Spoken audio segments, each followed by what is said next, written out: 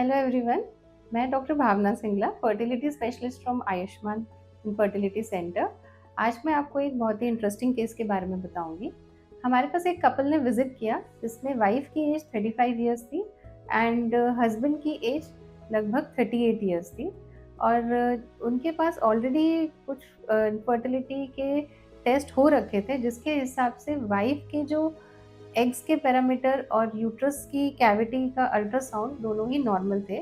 पर जो हस्बैंड का सीमेन एनालिसिस हुआ था उसमें स्पर्म्स निल थे, यानी एजोस्पर्मिया था।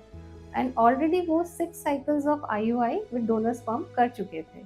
एंड जब वो मेरे पास आए और मैंने उनके सारे पुराने पेपर्स चेक किए, तो then I discussed with couple कि हम एक बार हस्बैंड के भी फर्दर टेस्ट करके देख सकते हैं। और आईवीएफ में हस्बैंड स्पर्म के साथ जो प्रोसीजर है, we can try after doing the hormonal test. तो जब हमने हस्बैंड के हार्मोनल टेस्ट कराए तो हार्मोन्स के लेवल काफ़ी लो थे। तो हस्बैंड को लगभग 1.5 मंथ के लिए हार्मोनल थेरेपी दी and then IVF process start किया। सो डे 2 से हार्मोन्स के इंजेक्शन वाइफ को स्टार्ट हुए।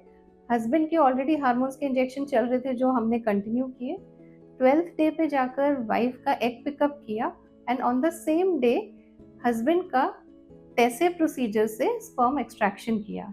और जो उसमें हमें स्पर्म मिले उससे हमने इक्सी प्रोसीजर से एम्ब्रियो बनाए। इक्सी का मतलब होता है कि एग के अंदर स्पर्म को डायरेक्टली इंजेक्ट करके एम्ब्रियोज बनाए।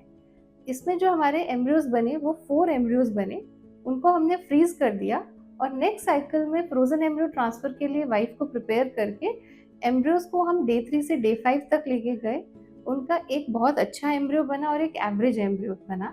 उन एम्ब्रियोज को यूट्रस में ट्रांसफर किया और आफ्टर 10 डेज जो बीटा एचसीजी किया उसका रिपोर्ट अच्छी वैल्यू से पॉजिटिव आया।